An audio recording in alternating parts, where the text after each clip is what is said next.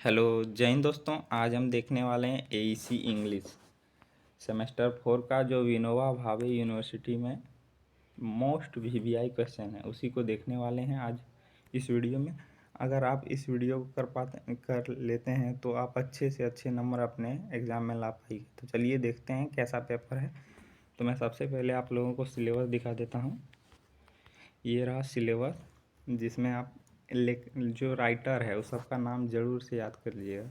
जिसमें पहला यूनिट 1 का पहला है HLV डेरजियो। ठीक है, HLV डेरजियो ने क्या लिखा है? The harp of India. The harp of India मतलब इंडिया का वीणा। हार्प मतलब होता है वीणा, तो इसको वीणा कौन बजाता है? डेरजियो। आप लोग रिलेट करके याद कर लीजिए। दूसरा नंबर है टोरूडट। टोरूडट ने क्या लिखा है? Our casuarina tree. यहाँ कर्शियन ट्री के बारे में बताया है। इसका लेखक कौन है? राइटर टोरूडट। क्वेश्चन यूनिट यानी 3 का है सरोजनी नायडू ने क्या लिखा है? द सोल्स प्रेयर, आत्मा की प्रार्थना। 3 नंबर।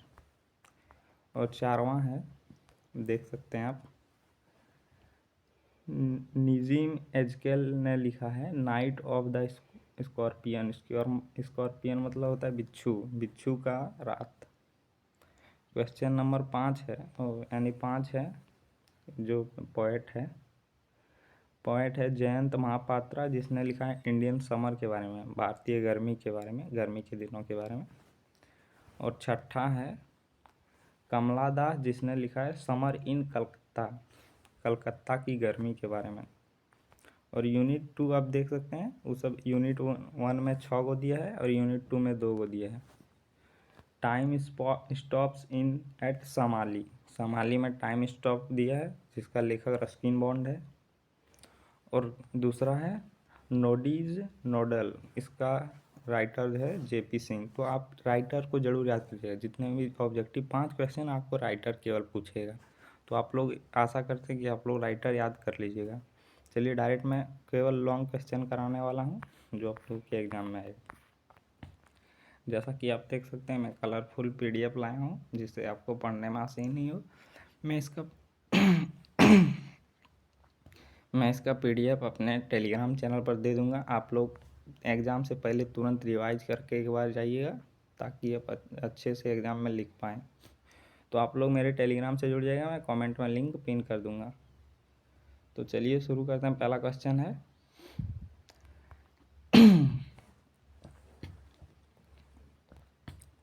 जैसा कि पहला क्वेश्चन है, right the story and message of harp of India by HLV डेरजियो।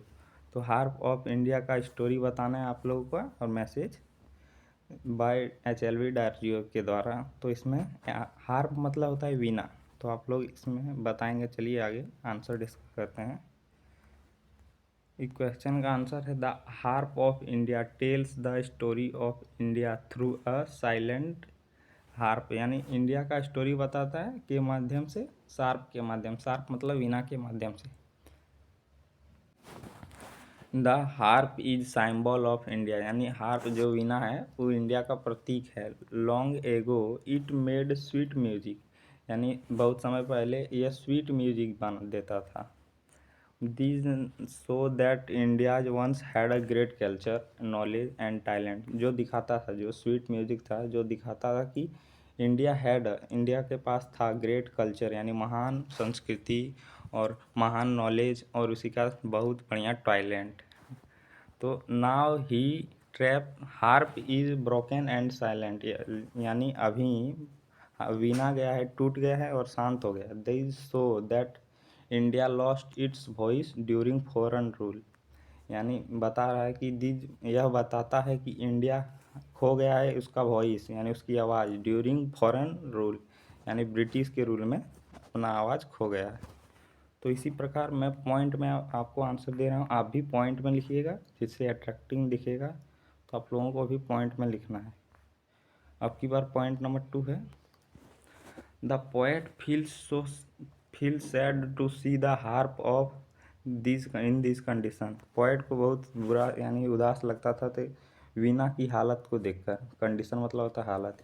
He thinks that people have forgotten their own culture and history. वो सोचता था कि जो हम लोग भारतीय हैं वो अपना कल्चर को भुला चुके हैं और हिस्ट्री को। But the poem also gives hope, यानी जो कविता है वो आशा देता है। The poet ask the people of India specially the youth, यानी पोएट पूछता है इंडिया के लोगों को, स्पेशली यूथ को यानी युवाओं को स्पेसिफाई किया गया है, to touch the harp again, यानी फिर से हम लोगों को वीणा पकड़ने कहता है। This means they should wake up and bring back the glory of nation, यानी इसका मतलब है कि दे शुड, अब जागना चाहिए हम लोगों को, और बैक ग्लोरी ऑफ नेशन यानी जो राष्ट्र है उसका चमक फिर से लाना चाहिए, इसमें लेखक ने इंडिकेट किया है।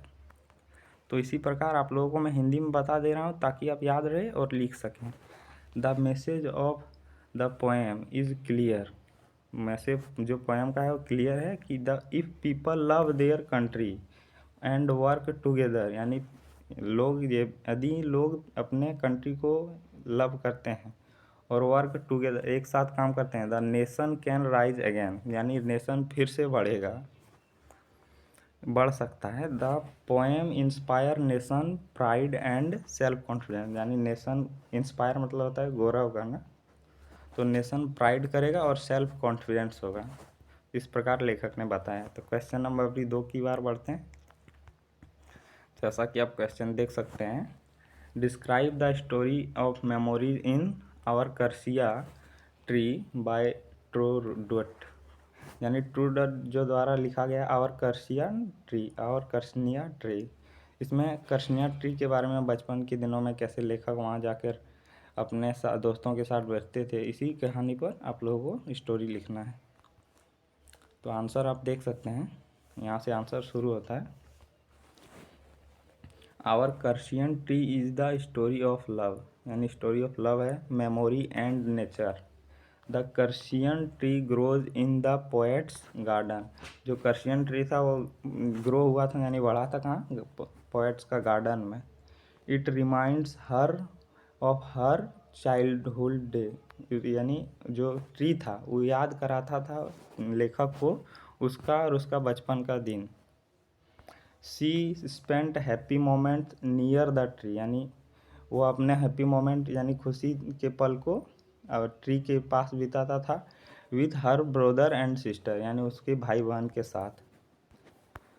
अब की बार पॉइंट नंबर 2 है, इसी प्रकार आप लोगों को भी पॉइंट में लिखना है। The point describes the beauty of the tree, यानी जो पोएट था उसने वर्णन किया है ब्यूटी ऑफ ट्री, पेड़ का सुंदरता का वर्णन किया है।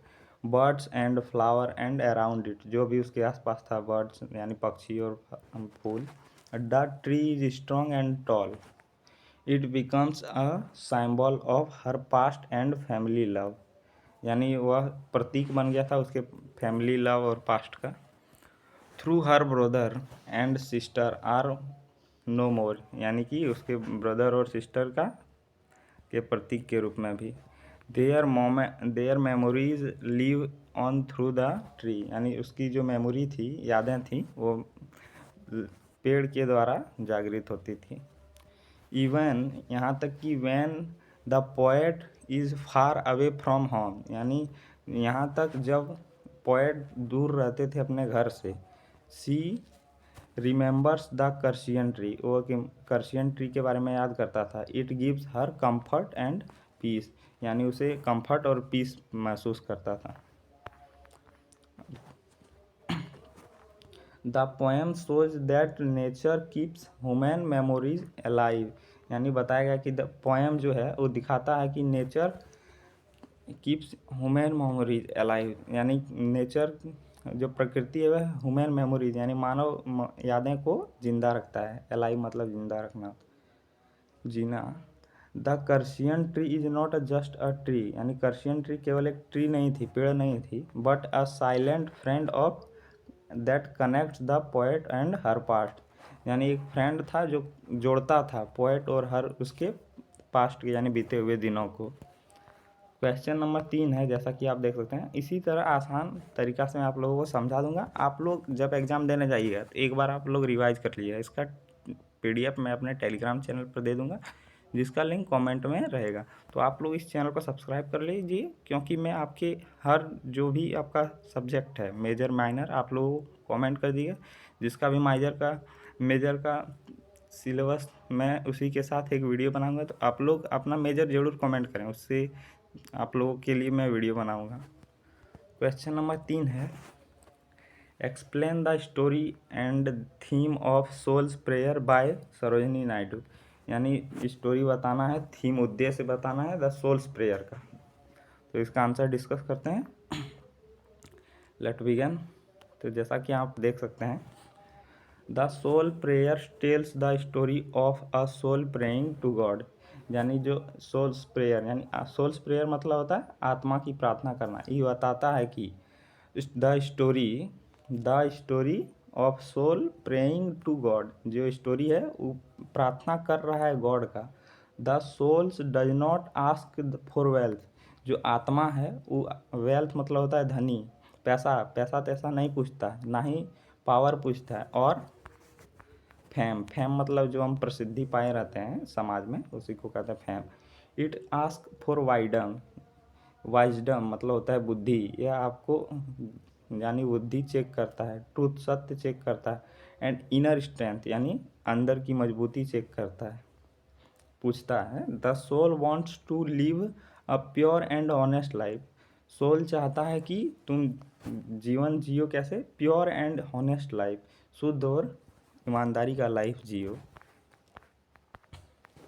दूसरा पॉइंट है, the soul prays to God remove fear. यानी जो आत्मा का प्रार्थना करता है उसमें कहता है फियर को हटाओ, प्राइड एंड सेल्फिश, गर्व और यानी प्राइड और गुस्सा इसमें मीनिंग निकल रहा है, एंड सेल्फिशनेस को, इस सबको हटा दो।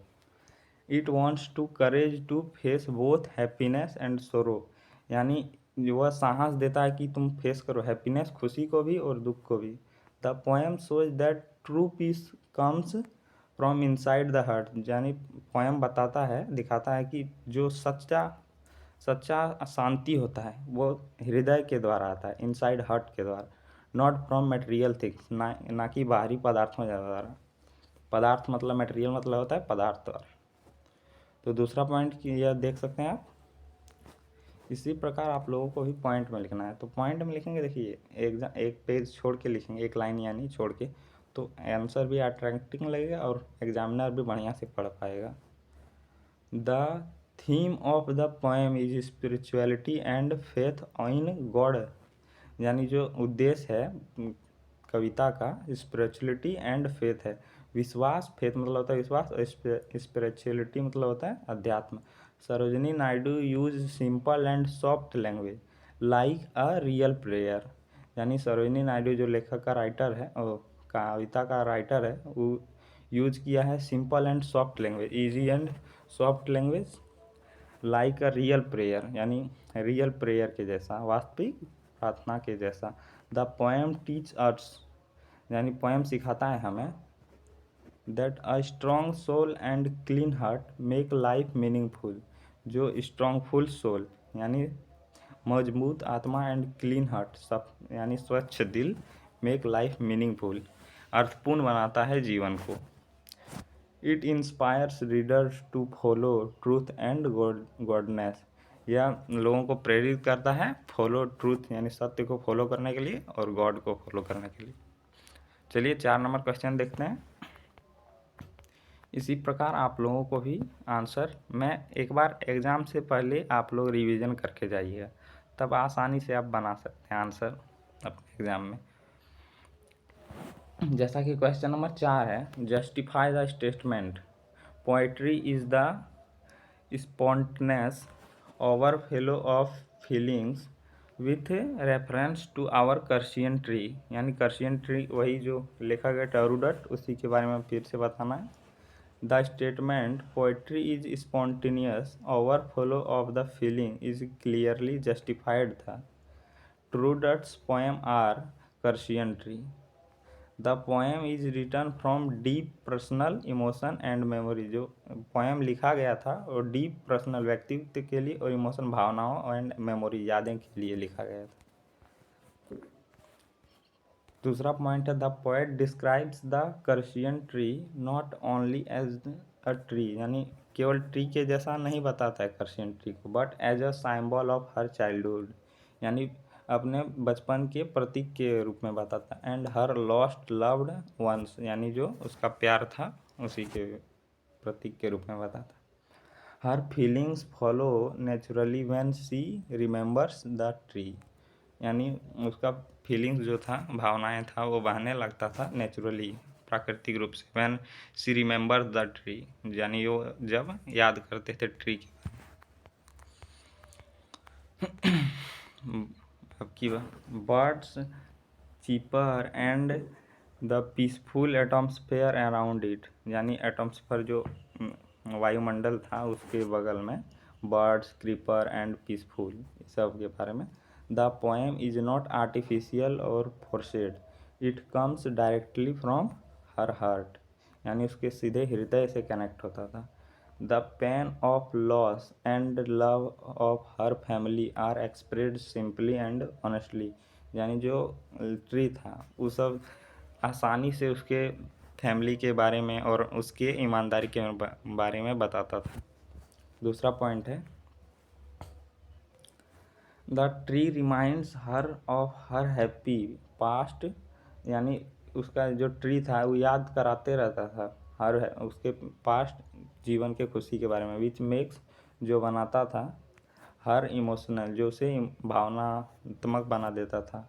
Thus the poem shows how poetry is born out strong feeling and memories, यानी इस कहानी में दिखाता है कि पोएट्री ने कैसे बॉर्न आउट किया स्ट्रॉन्ग फीलिंग्स, यानी मजबूत भावना, मजबूत फीलिंग के साथ एंड यादें के साथ। Toru dots emotion overflow naturally, यानी ओवरफ्लो हो जाता था नेचुरली, प्राकृतिक रूप से।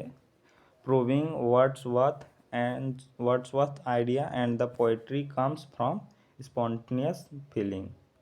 तो इस ऐसे ही आप लोगों को लिख देना है। क्वेश्चन नंबर 5 की ओर बढ़ते हैं। Describe the patriotic spirit as expressed in Derozio's the harp of India, यानी हरप्पा इंडिया को बताना है। पेट्रियोटिक मतलब होता है, पेट्रियोटिक स्पिरिट मतलब होता है देशभक्ति आत्मा के रूप में, एक्सप्रेस मतलब होता है व्यक्त करना। तो चलिए देखते हैं, जैसा कि आंसर आप देख सकते हैं। In harp of India, harp of India यानी इंडिया भारतीय का वीणा, Henry Louis Vivian Derozio express, यानी उसका पूरा नाम क्या है आप लोग देख लीजिए। HLV जो कहते हैं ना, सॉरी, जो HLV कहते हैं, तो इसका पूरा नाम क्या है? Henry Louis Vivian Derozio express deep patriotic feelings, यानी जो डीप गहरा देशभक्ति भावनाएं दिखाता है। The harp is a symbol of a India's rich and culture and glorious past, यानी उसके चमत्कार पास्ट के बारे में, अतीत के बारे में बताता है और कल्चर के बारे में बताता है, संस्कृति। The poets feel sad because the harp is silent, क्योंकि पोएट फील, यानी पोएट फील उदास फील करता था क्योंकि हार्प इज साइलेंट, हार्प यानी वीणा जो शांत हो गया था। Which shows that India has lost its freedom, यानी जो बताता था कि इंडिया हैज़ लॉस्ट, वो खो गया है अपना फ्रीडम, स्वतंत्रता को, प्राइड को, and under the British rule के दौरान।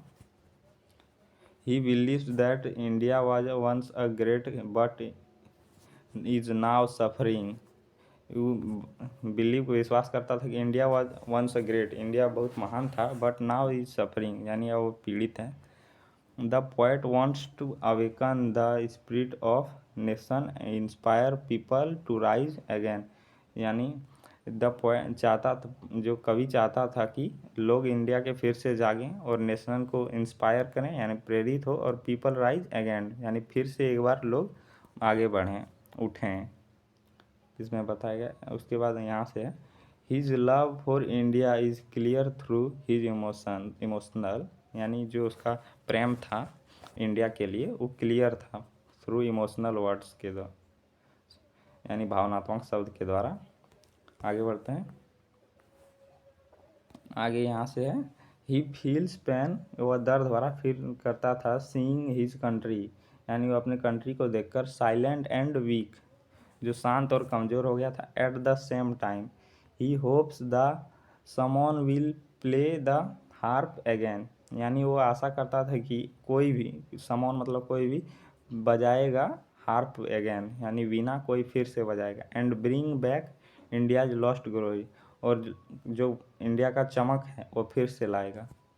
The poem reflect strong national pride, यानी जो पोएम है वो रिफ्लेक्ट्स करता है नेशनल प्राइड, नेशनल गर्व के रूप में, सौरो दुख के रूप में, एंड होप में।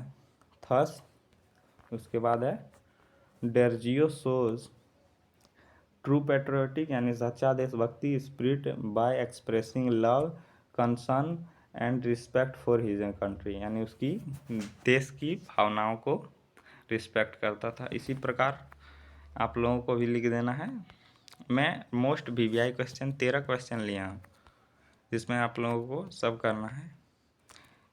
6 नंबर क्वेश्चन है, describe Sarojini Naidu quest for peace as express in Ezekiel's night of the scorpion. Scorpion मतलब होता है बिच्छू, जो यहाँ स्कॉर्पियन दिया हुआ इसका मतलब होता है बिच्छू। तो जो नाइट था स्कॉर्पियन का, बिच्छू का रात था, उसी के बारे में वर्णन करना है, डिस्क्राइब। तो जैसा कि आप देख सकते हैं, in a night of the scorpion the quest for peace is so through the mother suffering and family's reaction after being bitten by scorpion, यानी बीइंग, बिच्छू के काटने के बाद, the mother suffers great pain, यानी मदर बहुत, माँ जो थी बहुत दर्द हो रहा था। The villagers chant pray and try traditional method to bring peace to her soul, यानी जो वहाँ गांव के निवासी थे वो प्रे कर रहा था, चांट्स प्रे कर रहा था, ट्राई ट्रेडिशनल मेथड, यानी पारंपरिक मेथड को यूज कर रहा था कि उसको शांति आ पाए, जो बिच्छू ने काट लिया था उसकी मदर को। Their prayer shows desire to remove evil, evil मतलब होता है राक्षस या कुछ इसी टाइप का। Bring mental and spiritual peace, जो लाने का था मेंटल एंड स्पिरिचुअल पीस, अध्यात्म शांति। जैसा कि आप देख सकते हैं, the father through modern also tries different remedies. Finally, the mother accept the pain silently. When the pain ends, she thanks God that scorpion beat her and not her child. वह God को thanks करती थी कि उसने, scorpion ने उसकी माँ को काटा, ना कि उसके चिल्ड्रन को। This show inner peace, selfish and spiritual strength, यानी वो अपने सेल्फिश के बारे में बताती है ना, वो सेल्फिश नहीं थी, वो अपने बच्चे के प्रति दयावान थी, इसमें बताएं। The poem highlights how peace comes through love, यानी द पोएम हाईलाइट करता है कि कैसे जो प्रेम है वो शांति में आता है। फेथ एंड सेक्रीफाई मतलब होता है बलिदान करना। रेदर देन फियर, फियर से।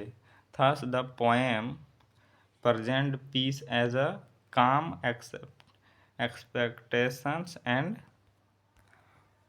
और है suffering and trust in driving power। चलिए आगे बढ़ते हैं। आप लोग ये क्वेश्चन कर लीजिएगा, क्योंकि काफ़ी समय लग जाएगा। वीडियो अभी 24 मिनट का हो चुका है, तो मैं आप लोगों को आंसर आप लोगों को खुद से पढ़ना है।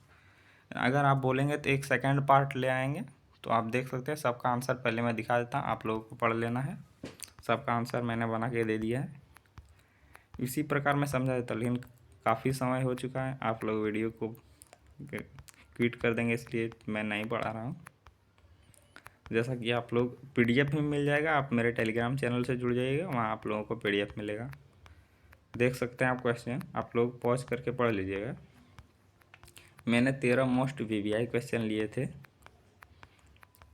ये रहा क्वेश्चन आंसर। आप लोगों को पीडीएफ एक बार टेलीग्राम के चैनल पर मिल जाएगा, तो आप लोग वहाँ से जाके भी विजिट करके जुड़ सकते हैं।